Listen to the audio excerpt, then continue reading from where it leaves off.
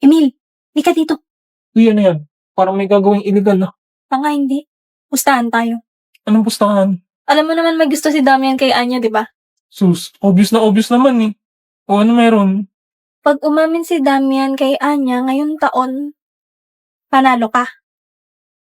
Pero, pag hindi siya umamin, talo ka. Tutulungan mo ko. Paano? Pagsisilosin mo si Damian. Pagsisiloso ng puta. Ano ka bata? Kakakay-drama tsaka Wattpad mo yan eh. Dali na! Huwag na. Di man bagay si boss tsaka yung hampas lupa na yun eh. Aray ko. Kailangan mamapap. Pag nanalo ka kahit anong gusto mong bilhin, bibigay ko. Kahit ano ah. Sige G. Sure win na to. Baka boss ko yan. Amin agad yan. Wow, taas ng confidence ah.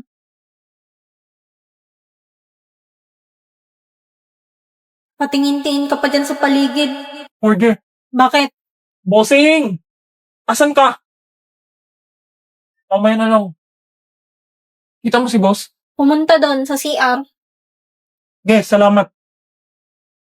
Ayaw mo pa rin makita ng iba na kausap mo ako, ha? Kasi ba mahirap lang kami? Order. Yan na naman siya. O bakit?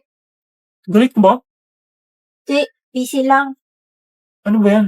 Ipiprint ko tong assignment natin. Ba't kasi hindi mo ginawa sa bahay yan?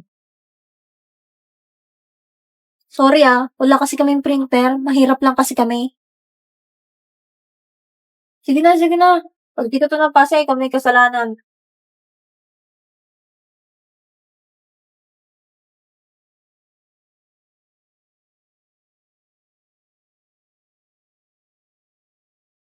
Ba't ganun? Parang iniiwasan ako. Dati siya pang lapit ng lapit sa akin. Wag na wag mong sasabi. Ano kayang ulam sa kantin mamaya? Kasi pa lang lunch na agad iniisip mo. Eh, nagugutom na ako Gusto ko na magkanin. Ay, Anya, may tanong ako sa'yo. Anong gusto mo sa lalaki? Buti tinatanong yan. Wala, curious lang ako.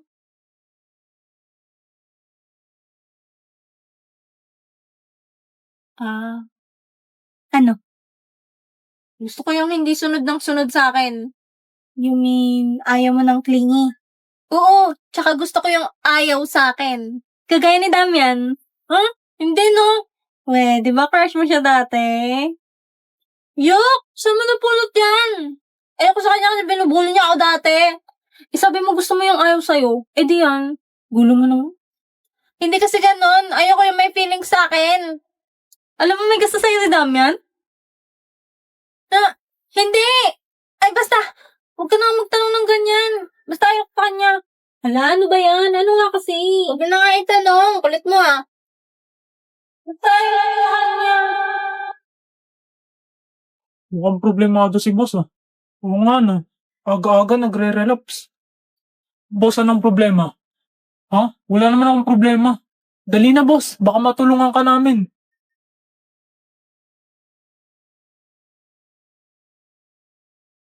Yung pinsan ng kaibigan ni kuya, nagpapa-advise sa akin. Kaso di ko alam sasabihin. Ginamit na naman niya yung excuse na yun. Bakit boss? Ano bang problema ng pinsan ng kaibigan ng kuya mo? Naniwala ang putek. Oo nga boss, baka makatulong kami. May gusto kasi siyang babae. Pero ayaw sa kanya ng babae kasi binubuli niya noon.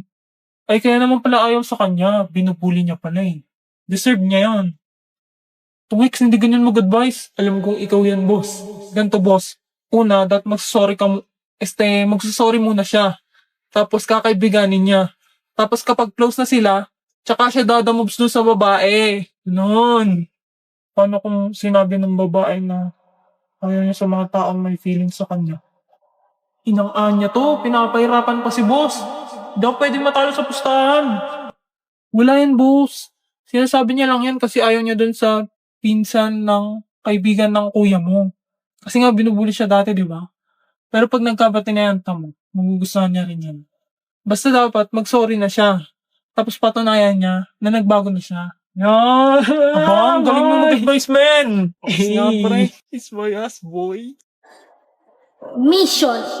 Dapat ma-turn off sa akin si Sion. Plan A, iwasan siya.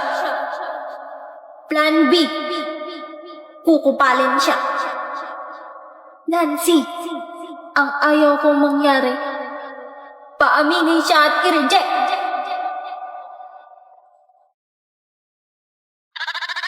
Bebas bayar. Aku lagi cari mama muda buat kasih uang 1 juta. Na na na na. Na.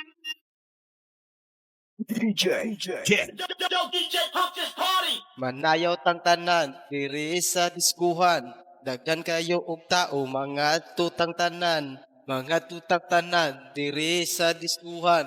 Kaoban ng panayag, paghataw tang tanan. Kiat juday, kiat juday. Sige lang. Kiat juday, kiat juday. Sige lang. Kiat juday, kiat.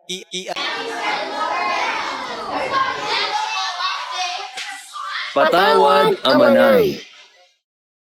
Subalit hindi man lang ako nakakaramdam ng galit sa iyo ngayon. Wala akong itinatanim na galit sa kung kanino man. Ngayon lang kasi parang napakaganda ng mundo.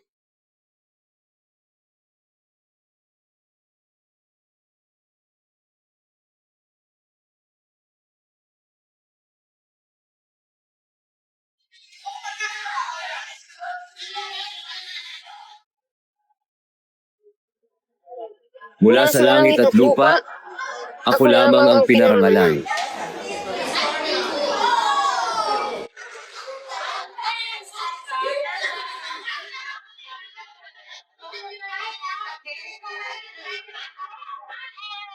Hello, Anya. Becky! Asan papa mo? Ba't mo hinahanap papa ko? Kala ko ba maglalaro tayo? Hello, Becky. Bumisita ka pala. Ayan na ang karibal ko. Ang asawa ni Master Lloyd. Hello po, Mrs. Forger. Pasensya na ha. Maiwan ko muna kayo. Mag-grocery pa kasi ako eh. Sige po, mama. Ang bango ng buhok niya! Anya ng shampoo ng mama mo? Sandali. Ito oh. Keratin Plus. Keratin? May plus? Ay, naku, wala pa naman akong dalang payong. Hello, kamusta kayo? Papa! Master Lloyd! Chance ko na to habang wala pa si Mrs. Forger. Ang napanood ko sa Berlin in Love, may in love ang lalaki sa pamamagitan ng buhok.